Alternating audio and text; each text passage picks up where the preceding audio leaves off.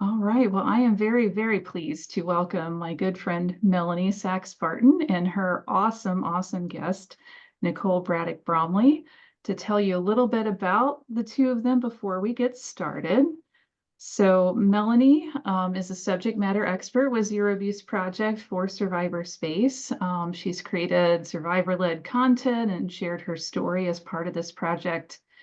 She was awarded the One with Courage Award in 2020 by the Massachusetts Children's Alliance and the Honor of Dedication and Devotion to Children plaque from the Children's Listening Place Child Advocacy Center in West Virginia in 2022.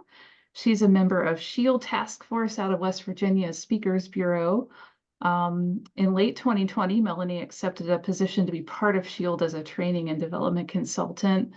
And as a presenting member of the Speakers Bureau, she's also on the board of directors for Sophia's Fund and Treasured Life Initiative local to Massachusetts. She also goes and speaks all across the country and is amazing. I added that, by the way. Nicole Braddock Bromley is an advocate, activist, and survivor of child sexual abuse. She's authored 4 books, produced 2 films, and is co-host of the One Voice podcast.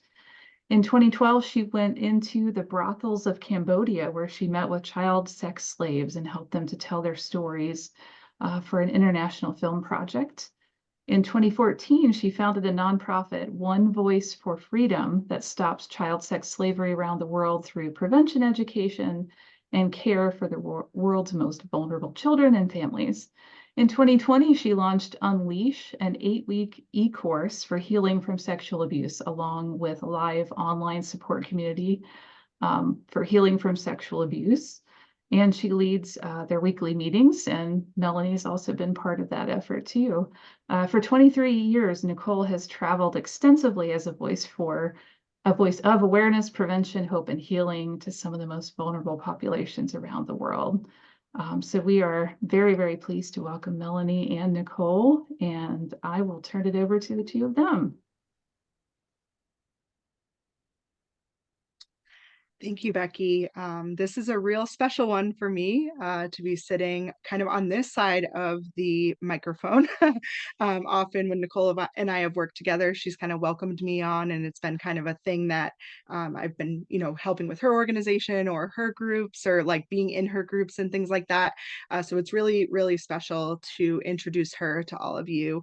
And Becky did a great job at our general intros. But Nicole, why don't you tell us a little bit about kind of what led you here to this space today, maybe an intro about our connection, and then I'll jump in. Sure. Wow. Well, I guess what led me here is you. And what kind of brought us together was both of our stories just being survivors of childhood sexual abuse. I was speaking years and years ago. I've been speaking for over 20 years now about sexual abuse and assault and exploitation. And I was on the East Coast, and you were just a little girl, and you came to hear me speak at one of the colleges that I was at. And that's kind of where this journey began. And I'm sure we'll dive into that more, but it was a really important connection, I think, for both of us at that time. And just watching you and your healing journey going from, like my first book was about moving from silence to healing after child sexual abuse. And when I think about you, Mel, that's what I think about, just having walked with you since I think you were 12 years old and, emailing back and forth and just watching you grow into an advocate and a really powerful voice today has been a real treat for me because the biggest mission of my life really has been about breaking the silence as the first step to healing and being able to use my story and my voice as a platform to in my I guess the way I picture it is going to different places, sharing my story, and it's almost like lighting a fire where other survivors feel like they can now become part of this healing journey. They can tell their story, and that movement has been so powerful for me since like 2002. And really you were one of those people. It's like you want to light a fire under somebody else that's behind you on the healing journey so that they can now blaze a trail. And that's exactly what you've been doing. And so yeah, it's just a real joy to kind of come alongside you in the spaces that you're in now, working as an advocate and a voice and helping others find healing. So thanks for inviting me. Yeah. And I remember, I mean, so you said you started kind of speaking in 2002. One of my assaults happened in 2004. And that was really the one that I, had reached out to look for other survivor stories to just not feel alone. And again, you were one of the first. I think you might have been the first. And I remember reading your words, whether it be, I think it was on like a post or something about your book coming out. And for the first time, like I can never replace that feeling of for the first time reading something where I didn't feel alone. Because going through the abuse, I felt so alone. And even in the aftermath, I didn't have anyone by my side that understood what I was going through. And so reading your words on that screen and that, book were everything in that time. And it's been 20 years for me now. It's 2024, walking along this journey, and a lot has happened. A lot of healing has taken place. And I remember like back when it was like 20 years for you, like you reflecting on that 20 years. So I'd love to talk for both of us to talk a little bit about like what it's like. Obviously we talk about kind of milestones on the healing journey, kind of as decades go by, kind of what that means. Each survivor has their individual journey on those milestones or those time markers in time. So I'd love to just like unpack that a little bit. If you could start and I'll jump in. Yeah, I mean, I think for survivors of any kind of trauma, there's what we call oftentimes trauma-versaries. It's the date that comes back around that you remember the hard thing that you went through, the trauma, the abuse, or for me, even it was my abuser's suicide. It's not just what happened to me, but then it's the after effects of it, or, the day that maybe you told and you weren't believed. It's those hard days. But then you also have the anniversaries, like you're talking about, like a milestone along the journey where it's almost like, I picture the healing journey, it's a lifelong journey. And it's hills, it's valleys, it's straightaway sprints, it's sometimes crawling, it's dark, it's light, it's all these things. We talk all the time about healing is not linear, but it's like if you look back, like where you're at now, you look back at the road that you've walked, like sometimes it feels like, oh my gosh, this is so hard, it's been forever, and I haven't hardly gotten anywhere. But then, like you said, on a 20-year anniversary of maybe telling for the first time, whatever it is, you look back at 20 years of walking this journey out, and there are like mile markers along the way. Like this was the day that I decided I was going to try to trust somebody, right? This was the day that I had a child, and then how that impacts your healing journey. Like there are milestones along the way, or I started therapy, or I got a dog that made an impact on my healing. It's all these things. But I think that's a really amazing part about the fact that healing is lifelong. That's hard for a lot of survivors to even think about, talk about. Like, no, like I want a destination. I want to know it's going to end in 5 years, like, and I'll be good. But it doesn't. And that's frustrating. But I think what's beautiful about this journey is to be able to look back and see where did I put a stick in, that says this is when I did that. And I think for me, it's understanding how I am the author of my story. I get to choose. I get to pick what I'm doing the next day. I get to decide who is going to be along for the journey. Do they believe me? Are they safe?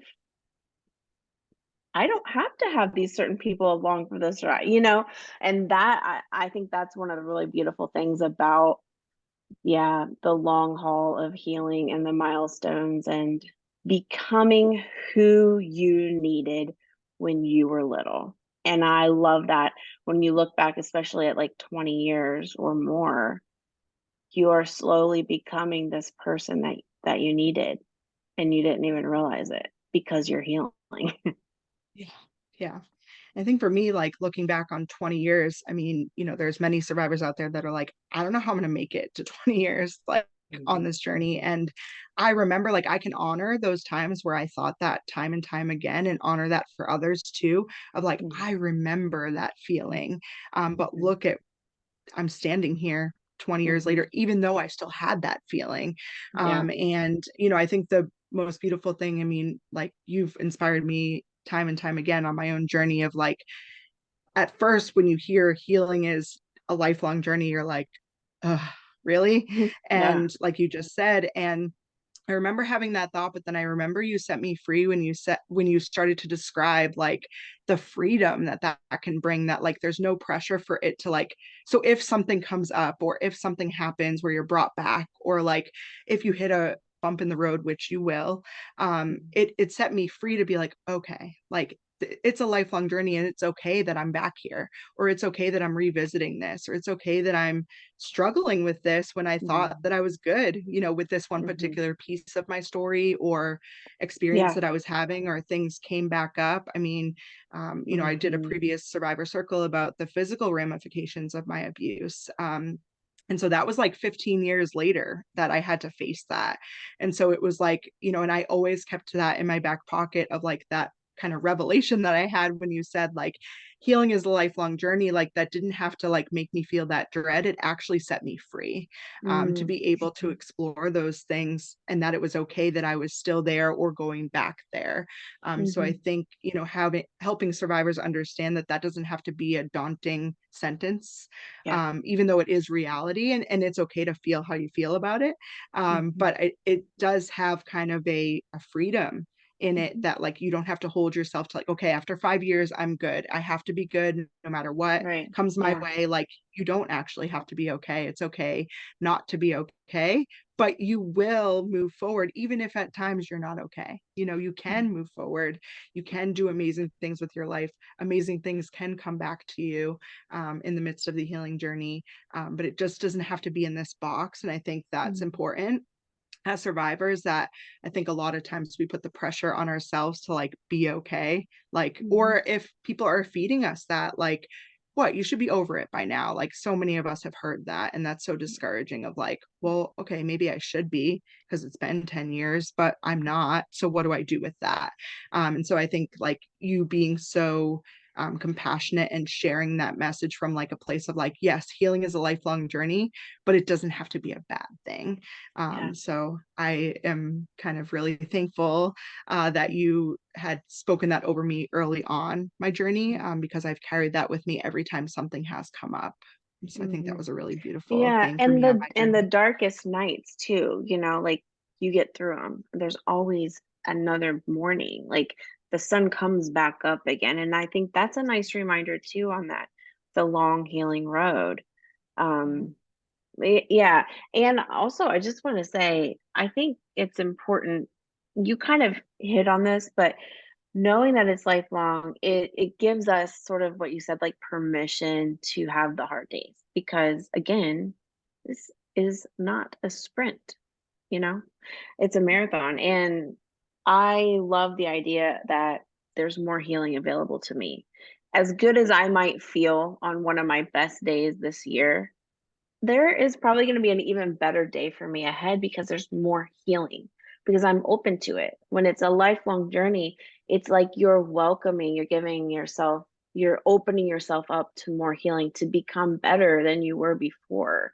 And when some trigger comes along, as it does, unexpectedly out of the blue on a thing you thought was already done, you can say, oh, like this is really hard, but I have tools now to get through this thing, and I'm going to be better off because of it. There's more healing for me. I just think that's an important positive side to that comment. Yeah.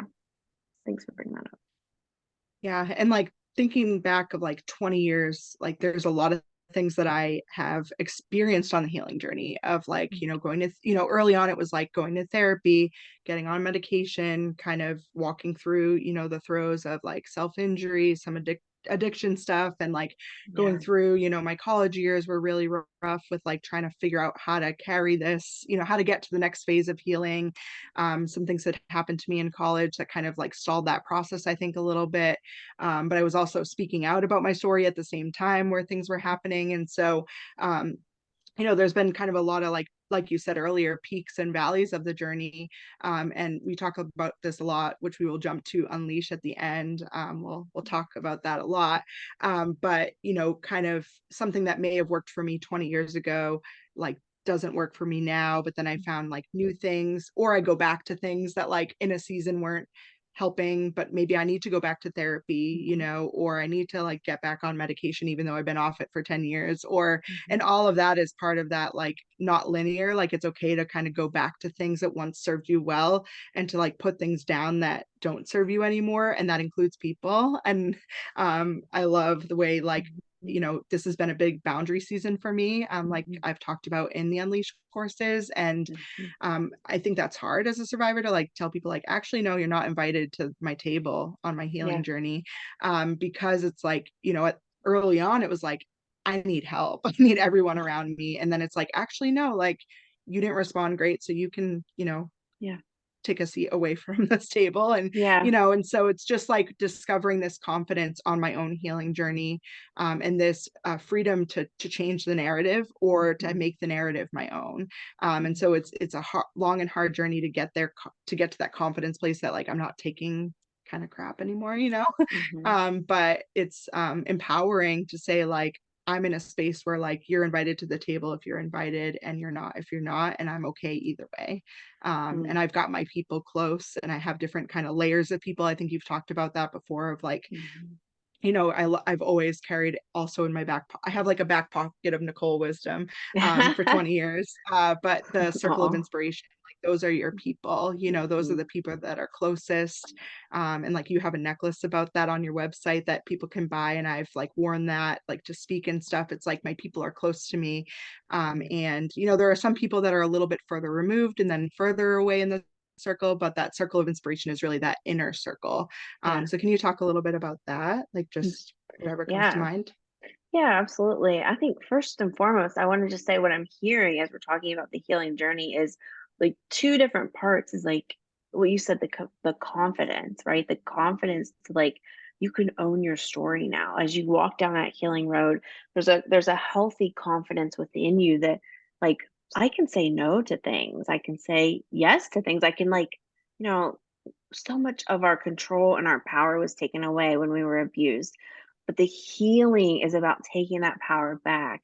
And I think in that is like slowly having the confidence that like, I'm allowed to have opinions, I'm allowed to not have to please everybody, you know. And I think that's really cool. So the confidence on the one side, but then the compassion on the other side, of just like the compassion towards yourself. Like, I have compassion for myself for the way I responded after the abuse, the way that I, you know, you mentioned a lot of what people would say unhealthy, maybe coping or, you know, behaviors that came out of trauma. But to be able to go down the healing road and start to show compassion for that little Melanie, that little Nicole, or whoever's listening, like the little one that went through that, didn't know any better. He or she didn't know what to do with this heap of horrible things that had happened.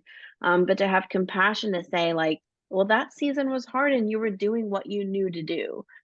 And eventually, like you said, you got the tools um, to be able to get to the other side. And this many years down the road, here you are. And to not have shame for that past stuff that happened.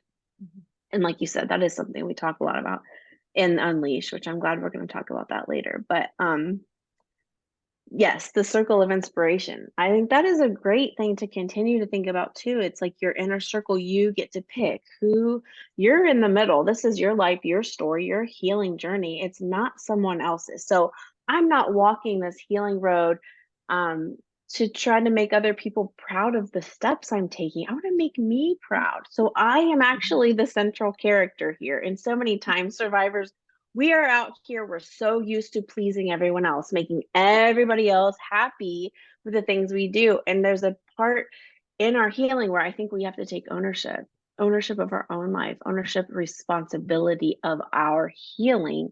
And part of that is getting to choose our people. Who are your people? Who make you feel safe? Who can you show up, put all your bags and the masks you wear in the daily life to make everyone else happy? Who can you be with where you take all that off and you are just you? Those are your people. Those are the people in the inner circle. And part of the circle that we talk about, especially in Unleash, is that I get to talk about my trauma to them. And they don't get to talk back to me about how my trauma affects them. So it's all outward when it's my healing, right?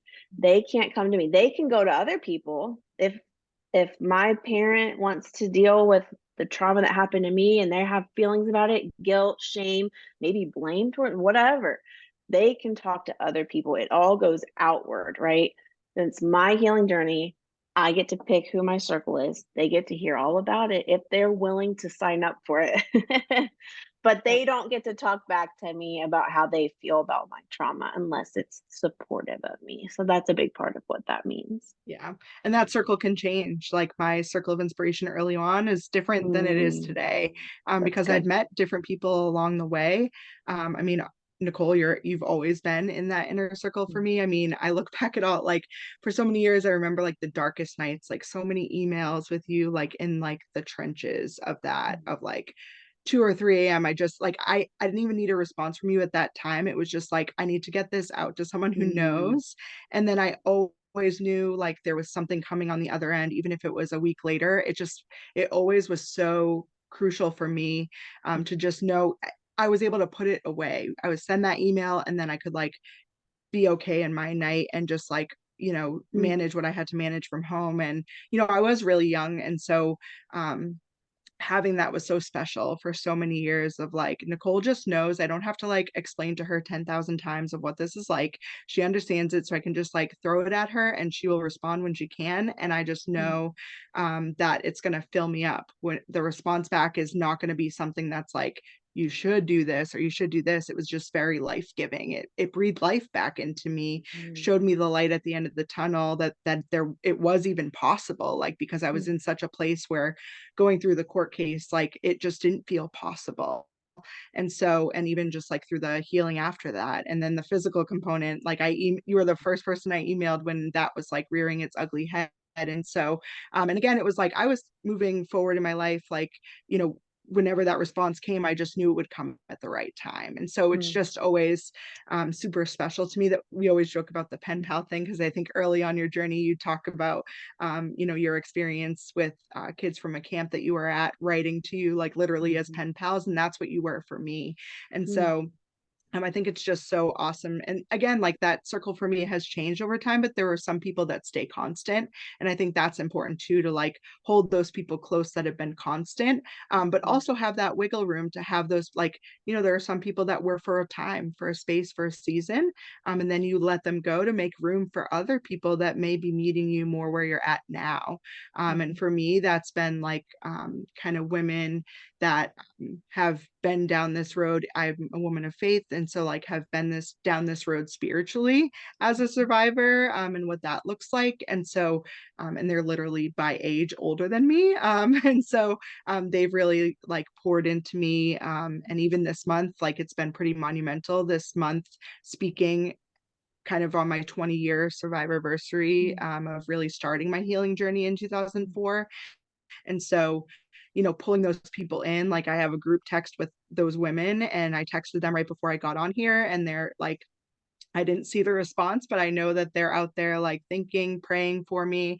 And so like having those people that you can start that group text when you're about to do something big on your healing journey, or, whatever that looks like for you, I think that's been crucial for me to just have those people, keeping them close with like big things, because if you're out there feeling like you're doing it alone, that's where it can get really dark and hard. I know going into this month, it was really heavier for me than years past, probably because of that kind of 20-year mark of like holding two things at the same time of like, wow, what an amazing journey it's been, but like, wow, look at all I've been through in those years.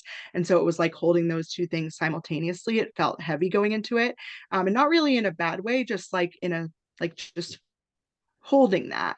And so I knew I needed my people close. And so just letting people know, like, hey, it's just like a big year for me. And like, I don't really need you to do anything or say anything specific, but just like hold me a little closer this month as I go out and leave my family to go speak about this stuff in a big year for me. And I'm a new mom. And so leaving my daughter, and there's just a whole nother level of things on the healing journey. And so, I just knew I needed that circle closer than maybe other Aprils, and so, that's just a little kind of tidbit about that.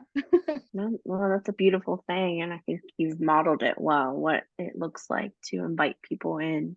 And I think it's really hard for a lot of survivors to not only invite people in because we don't trust anyone, but also to be able to know what we need. Like that is proof of 20 years of healing to me. For you to be able to say, this is what I need and I'm going to ask for it, that's a lot of evidence of healing in your life. I think that's a really cool thing, Mel. Yeah, and 17-year-old Mel was not there, Right. as you probably, and it's really cool to just have No one someone. would have expected that, Yeah, yeah, no one. exactly. Yeah, no, and like to have someone to have seen me through all those seasons of like, and to be celebrating that, like, monumental milestone of like, you saw me in the trenches of that, and it's just really cool to kind of like be on this end of things and having this conversation. And I believe that this is out there for other survivors too, to have those people that you can have this conversation with 20 years later of like, look at this journey we went on together, but also individually. And how that kind of impacts us in the long term when we find those people. It really leaves an impact. So I'd love to just dive in again. We did kind of an intro about kind of what we've done for work and things like that. But I know there's probably some survivors out there who may be in that space of just looking to not feel alone. So I'd love to give people a little intro about your story, very kind of a short, and maybe some of your work as a result of that. And then I'll do that. And then I'd love to jump into like, sports as a solace on your healing journey, faith, maybe going through the college years, kind of all tying all that kind of into one, and then maybe jumping to Unleash, which is exciting for both of us. Great. Am I supposed to go ahead and dive into all 9 you of go. those? You got it. Yeah, you jump on it, and then I'll follow. Oh my gosh. Okay.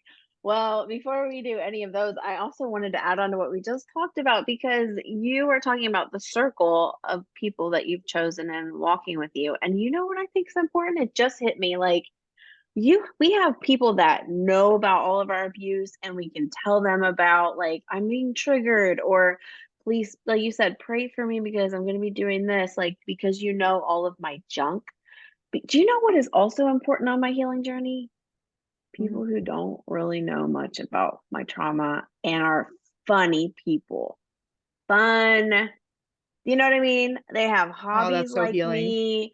Right. So, talking about sports, I played college basketball. My college teammates, we all get together for a weekend every summer, and we just are so stupid, laugh about the dumbest stuff, tell old memories. It has nothing to do with my abuse, but they are still one of those inner circles, right? It's just not the trauma one. It's the fun. That's the fun side, because So we talk sometimes about in Unleashed being in a boat, like a canoe, right? And you've got oars, and if you're always working through the trauma, everything's about abuse. Every book you read is a self-help book, and you never read a book for fun. You never just listen to crazy stuff on the radio. Like you never watch a super funny whatever. Like if you're not having fun, you're not going forward. You have to have both, or you're just doing a big circle of trauma all the time, and it can bring you down. And so I think those circles are important, to not just have one that's only about that. Oh, that's okay, so now good. I forgot all the things that you No, told it's me to okay. talk Let me about. jump in on I'm jumping in on that now. So Okay. we'll come back to that. But I love that, because that's like what this season is like for me. So 20 years hitting that, it's like I want people, like, yes, they may know about it just because of like, me being publicly speaking about it, or like, it's just maybe known. But like I just went out in Boston this weekend with like friends that have been kind of on my recent 5 years of this journey. And it's really been outside of anything with my abuse. It's more been with like, my husband. It's like a couple couples, and like, they were all at my wedding, and like they're the fun people, we're going out in Mhm. Boston and having a fun time and celebrating our friend. And, that is so life-giving to me at this Yeah. point on my healing Hmm. journey. Like just being something, a survivor more than my story. Like, what does that look like? Like my Hmm. story, yes, it matters, but what matters to me actually more now is like, who am I outside of that? Like a Yeah. mom, obviously, but also like a friend. Like Hmm. I sang some mean karaoke on Saturday night, and Oh, like, like I sang some Skater Boy by Avril Lavigne, and we went back to those days, and like, it's just yeah. like, that it's so like we woke up in the morning and we were like, that was so life-giving for all of us, no matter what you've gone through in your life, like to have Yeah. something that doesn't relate to that. And yes, they Yeah. may know about it, but it's not the focus. Hmm. And that has been like the last probably 5 years of my healing journey, has been creating that and like looking outside of my story of like doing, and Unleash really has helped me with that, of like doing cartwheels on the beach as like a homework assignment, or coming back Yeah. to the group and being like, I did this, and had nothing to do with what happened to me. And so I love that Hmm. you brought that up, because I think a lot of survivors can either relate to that because they've done that themselves, or haven't thought of that yet, of like, oh, like I can take myself out of this Hmm. place and like really search for things of like who I am outside of that.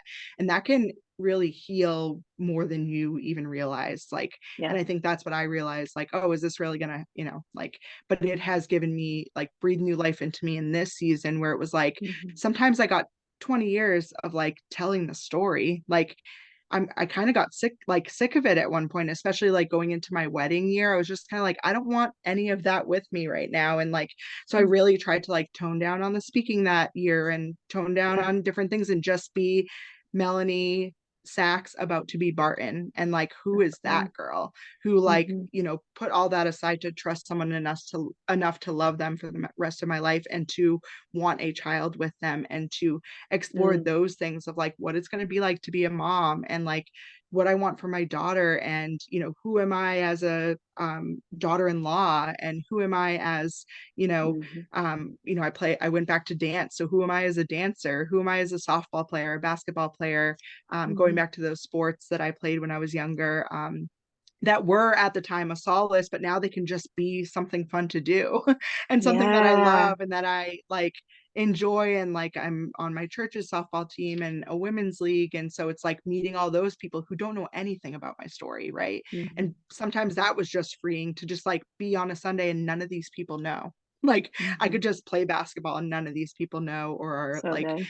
and so I could just be Melanie, and Hmm. and be goofy and like be with my teammates, and all of that. And so that has been very freeing for me as well. So thank you Yeah, for bringing that because is if the goal is not just to get to a destination of being healed, if that's not even a goal that's possible, the goal is our life, like to be able to find joy again, to feel free again, right? To be in relationships where we can laugh again. Like if that's the goal, then we have to be have both oars. Right. Yeah. One of my friends, she actually told me because I can get really caught up in like the only thing I'm reading is like books about trauma.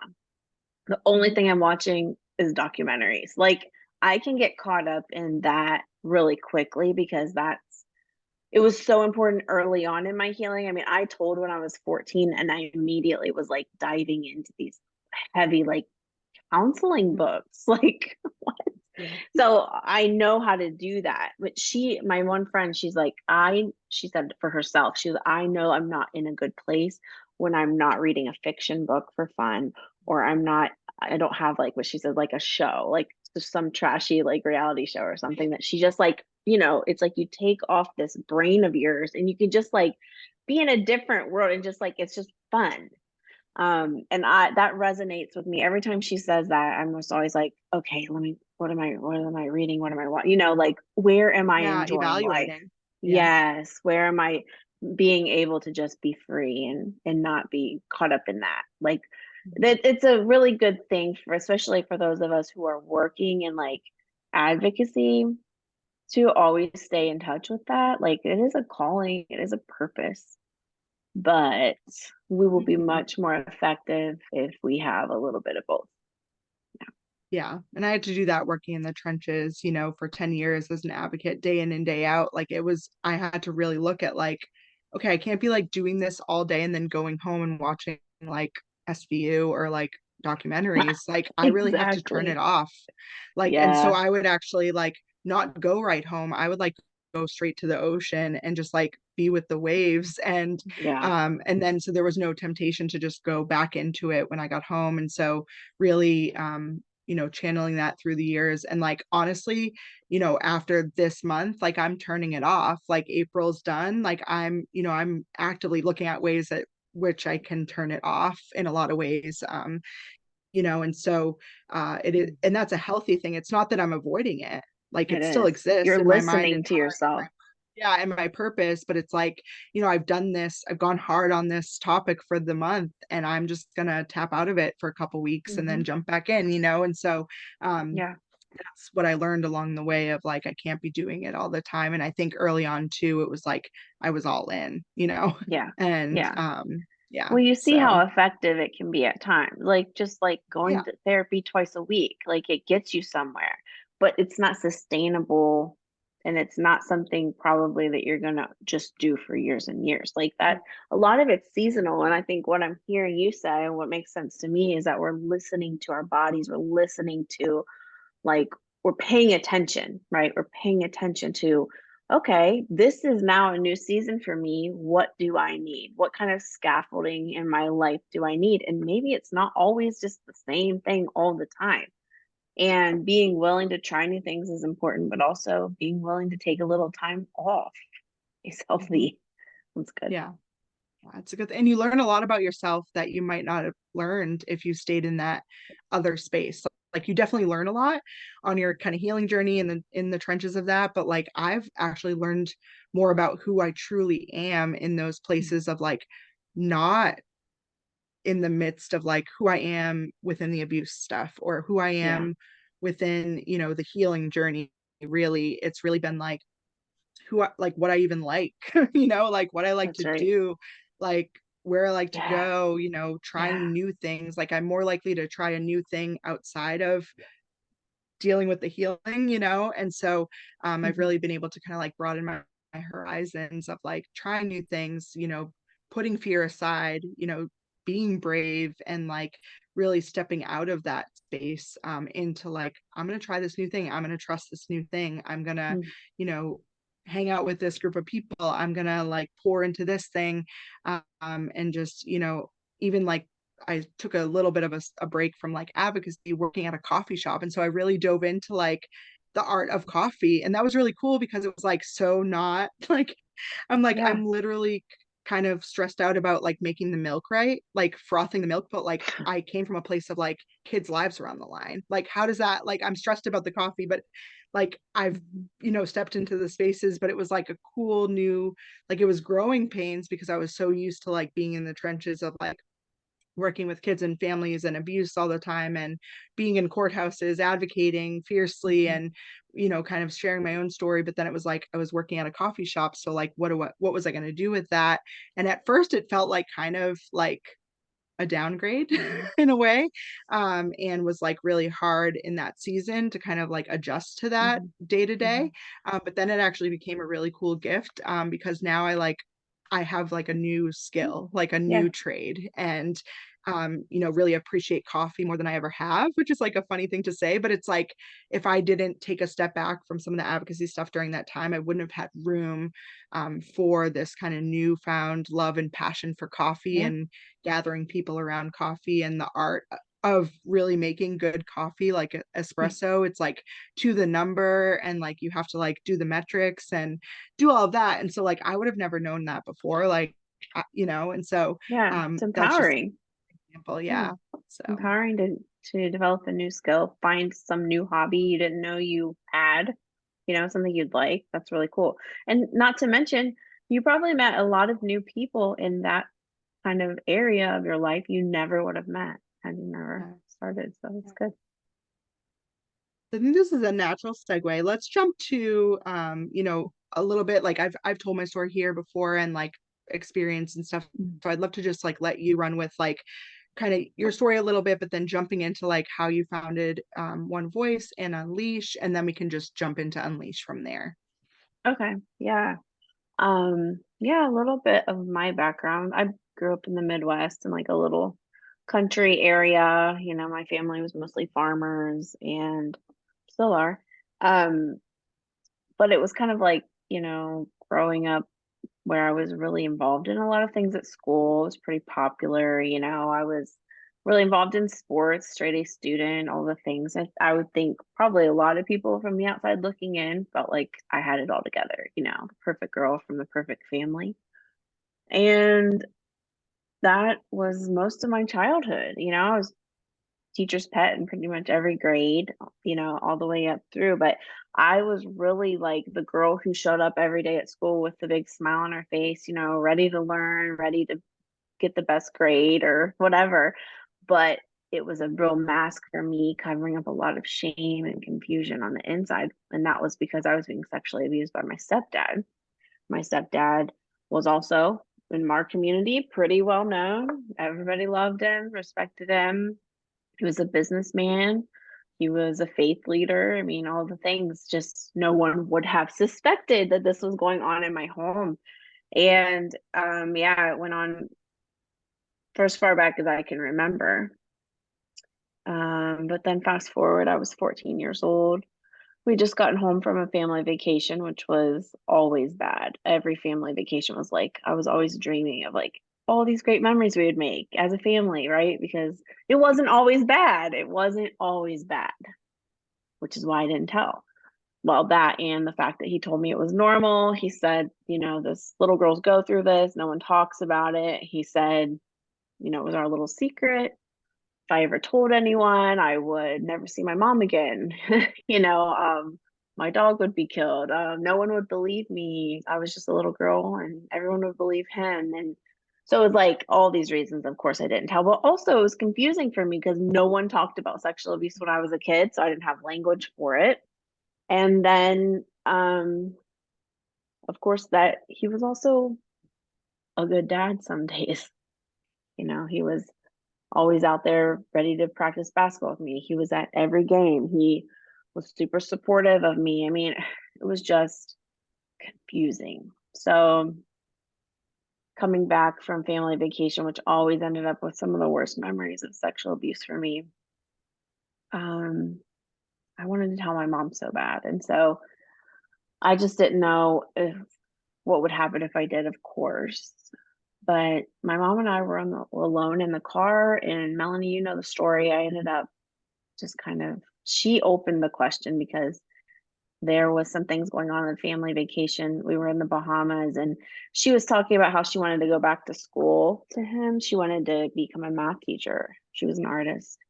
And he got really mad at her and was like super angry and talking like so mean to her abusively. And she said to me the week after we got home from that vacation, she was telling me the story. Now, this is the first time I'd ever heard anything negative about their marriage. Because that was another thing. I was protecting our family. I felt like I had to hold our family together. I thought she was happy. But this was the first time she'd ever talked about something negative about him, about their marriage, anything. And she said, has he done anything strange around you lately? And I was like, oh, I felt like this was like the time, the only time I had really to tell her. And so I basically hinted to the fact that yes. And my mom, she believed me. And, Melanie, I've been speaking for over 20 years now, and that's usually not the case. When survivors tell me their story, it's like, I told and my mom didn't believe me, or my grandma said this happens in every family, or, it's just so common, so sad. But I'm really grateful my mom did believe me. And she reported it. And basically, long story short, I mean, we were in hiding because he was trying to find us to kill us. He was so upset, denying everything. We were to go to court like within the next month, but within 7 days, he took his own life. And so that was just a real crazy experience for me. I mean, I remember right away just feeling so mad because after 10 years of being quiet, of holding this secret that was not my secret, but I thought it was my secret, but finally finding the courage to tell, and then it ended like that just felt really devastating for me at the time. And it was then that I was like, I'm never going to tell anyone again. I will never tell this secret again because it ruined everything. And I just talked last week for Victims of Crime Week, Crime Victims' Rights Week, talking about the importance of reporting. And just to be honest, I'm like, when I'm speaking, I'm thinking it's risky. It is risky to tell, and I will never tell a survivor, you have to tell. We have to make that decision because it's a risk.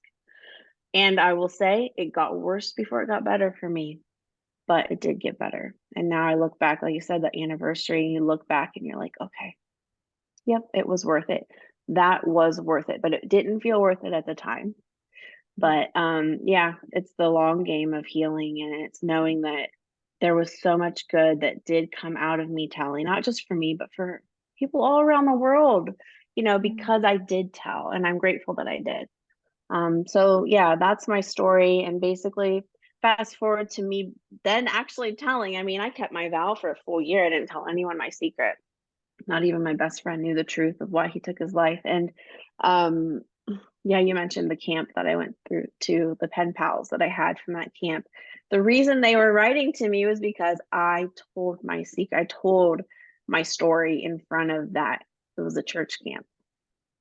And like I said, no one in my youth group knew, no one in my community. I never talked about the sexual abuse ever. I didn't want anyone to know because I thought they'd look at me differently. I thought, I don't want people to pity me. I don't want them to look at me differently. Like, I wanted to be the captain of the basketball team, the homecoming queen, the student council president. I want to be looked at like that. I didn't want any of this stuff on my name. But I went to that camp and I told, and when I got home, that's when I started getting letters from other teens telling me they were abused too, and they thought they were the only one. And so here all of us were just kind of like living on our little islands, trying to do life, going to church camp. And yet we all had this story that we felt like we couldn't tell. And so that was the connector, the writing back and forth. And it was then that I realized, wow, as hard as it was, as scary as it was for me to tell my story, that camp that day, if it allowed all of these other teenagers to tell theirs for the first time, to write back and forth, to find support, to eventually tell an adult, that's powerful. And so that was, for me,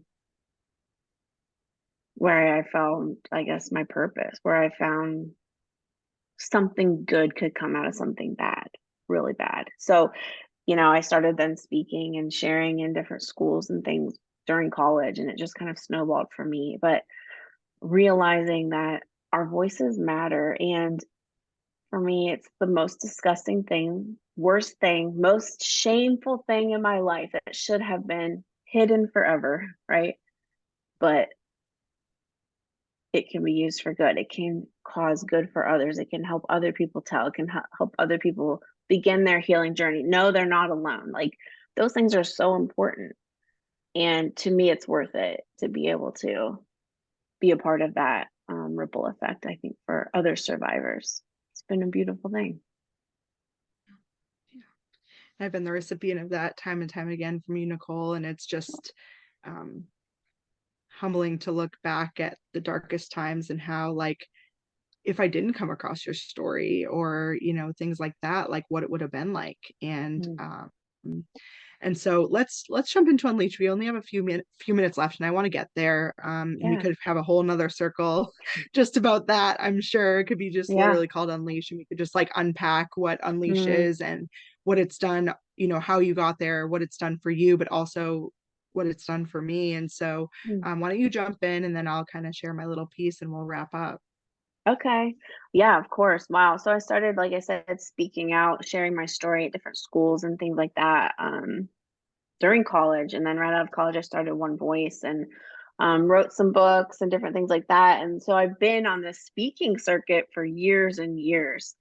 And then the pandemic hit, and I had a really full schedule I was all over the world. I had lots of different places to go, and everything got shut down.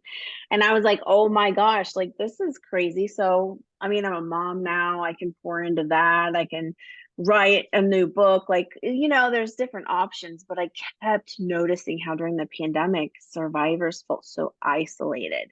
They weren't able to meet their therapist in person. Some people had a hard time with that.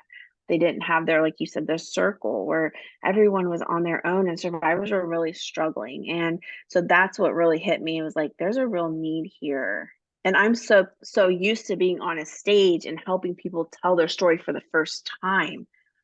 So I wasn't used to walking with survivors, but I felt like I think I can fill a hole here. And so that's when I developed Unleash, which is an 8-week virtual support group and like an e-course. So where you're meeting virtually with other survivors of sexual abuse in a very safe, confidential environment, just like this. And each week you go through the curriculum. So I wrote an 8-week curriculum, which includes film. You watch a video each week. I have lots of my survivor friends who share their stories. So there's a topic of each week. We kind of unpack it with other survivors telling their story and like that part of their healing, that topic. Then there's journal prompts. So like you can kind of personalize that topic and what you saw in the film with your own life. Really good, deep questions to think about for the healing road. And then we meet for an hour each week. And we just, like I said, it's like masks off, bags down. You show up who you are. You will never see these people again in your life. We have one survivor from Hawaii. She gets up at 4 a.m. every week. She's gone through this thing, I think 6 times. 6 times she's gone through our 8-week course. Gets up at 4 a.m., shows up. I mean, it's amazing how it's just a place where people feel like they belong. And that's what I really wanted, where you can heal together in a community of people who get it. Like you barely can get the words out of your mouth sometimes about what you're dealing with. And everyone else on the screen, every square is just like, we get it. You don't even worry about finishing that sentence. We get it. And then we just talk about it. It's so beautiful. It's the most sacred space I've found in my life. And I get something from it every time. So that's a little bit about Unleash. Yeah, and that's a great segue because, being on the journey for 20 years, I've done all the things, right? And, you and I have been connected for that whole time. And when you released Unleash, I was pumped about it for others. Mm-hmm. I was pumped Mm-hmm. about it. Like, I definitely was going to do it because I trust you so much and like with my healing journey. And I knew that it was something I would do once, right? Mm-hmm. I knew it was something I really wanted to do once, especially, I believe the first time I did it was going through some of my physical ramifications from the abuse and like really walking through that. So I knew that it would be a safe space to unpack that within the context of the writing prompts and things like that. But I thought it'd be like a one and done thing, and like I would refer it to everyone I know, and like that would be it for me. And let me tell you, that's the complete opposite. I've done it like four times, maybe now 3 or 4 times, and I get something new every time. It is next level healing. It has healed me from the inside out time and time again with things that I didn't even realize I needed healing from. And it's given me areas of freedom where I didn't even know I needed freedom from, and just connections with those in the group after. There's like a Facebook group that you have access to that's like that you can have access to after you complete, and like but it keeps it in a very safe and sacred space. And I actually do have someone that was in Unleash with me actually joining me for a survivor circle coming up in the summer, the last round. And so and I've done, Diane was on here with me a couple weeks ago, and we dropped Unleash. She did it, we weren't in the same one, but she did it individually herself. And it's just next level. It's unlike anything. Like, I've worked in the field, so I've seen all different curriculums for healing and for survivors and books and all the things. Like, I've seen all the things from both sides as a survivor and as an advocate, resources out there. And similar to Survivor Space is a very unique resource of its kind. And Becky just dropped the link to Unleash in the chat. So there's a direct link there to get a little bit more about it, or even feel free to contact me or Nicole directly, or I'll probably put you in touch with Nicole, just to kind of, if you're interested in it. But I can tell you, as someone who's been on the healing road, and there's survivors that have been on the healing road for like a week, or like, or a year or 10 years or 5 years. And like the relatability to all these different topics, even years down the road, even, in different seasons of the journey, things like masks you talked about pretty openly. We've both experienced that, and, we've experienced it in different ways, and you hear things that are just so life-giving. And that is the word for it. Like it kind of breathes life back into you. And, I'm always reminded of your book, Breathe, and, and like breathing that life back into you, and Unleash is one of its kind in that of like, this kind of next level resource that, and I love the small group. I think, it can get lost when you're in a big group of people. And I think the sacredness of the 8 people, like there's enough space for everyone to have a time to share, but also to have a time to receive. And I think that's the most beautiful thing, is that the entire hour is like giving and receiving, giving and receiving, giving and receiving. And it's just such a beautiful space to just own our stories, but also own and celebrate the victories. Like there's lots of celebration. There's lots of, caring for our inner child. There's lots of, hey, look at what I'm doing now. Like, and let's celebrate that. There's lots of like clapping emojis and hearts going up when people are saying things, and just, it is just a gem. And, again, like going into it, I thought like, okay, I'll do this once, like, because, I trust everything Nicole does, and I'm in like to just support and like be a part of. But it became so much more to me than that. It was something that it was like, an unexpected gift that I received, and that I like will do it every time I get the chance to, no matter where I am on my journey. And to be a part of it is just something so, so special. So, yeah, I think, it's a huge value for survivors to get connected that way. And just even just to have the things to look at, because you do like a similar, I know there's a new version of the workbook and things like that, but like I look back at like I did it like a couple times before that with the same questions, and I was like, wow, like I didn't even like answer that question last time, or like I answered it in a different way, or like something new came up for me that really is crucial for me moving forward in this season of my life. And so it just is like fresh and new every time, even though it's like the same thing. And I think that's the beauty of it, is it's like it's never exhaustive. Like I could go through it like 30 years from now and like still resonate and feel heard and feel seen and feel part of. And it's just such a incredible gift. And as are you, Nicole, you are a gift to so many survivors. And I'm very biased, but because I've seen it in action on my own journey, that having you even like figuratively by my side. And I think that's the power of solidarity with survivors, of like, knowing that you just, like you were saying, like you just get it. You don't have to like explain the whole thing 800 times. Like it's just like we get each other no matter where you are on the journey. And so, for survivors out there that may not have that circle or may not have that built around them yet, know that it's out there, and that you're just not alone. Like we're here, there's things that you can get involved in, Survivor Space included, Unleash included, and that there are people out there that want to hear your story, that your story has value, no matter how long it's been, no matter what it looks like, no matter what the healing has or has not looked like.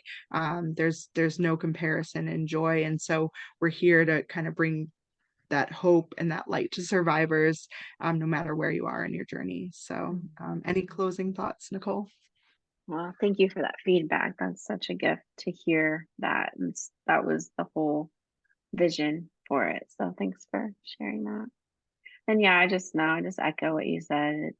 I just really believe in the survivor community as being a key to healing. It unlocks healing that I don't think gets unlocked in one-on-one talk therapy. I don't think it gets unlocked in anything that you're seeking.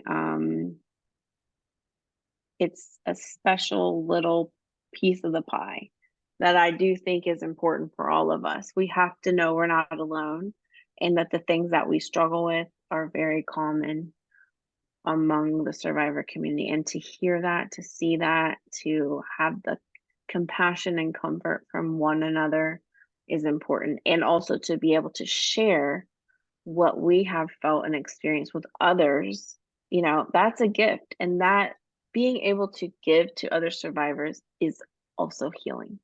It's part of the healing too.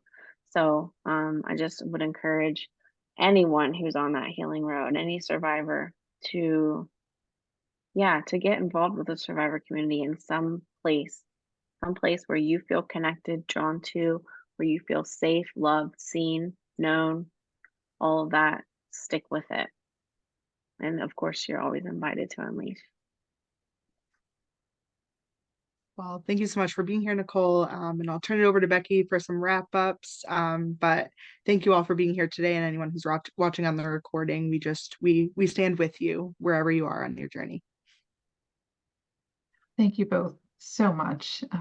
I just love this conversation. It's so empowering and inspiring, and just the important message which goes along with survivor space so well is that there's power in community with survivors that's unlike anything else. So thank you for that discussion today.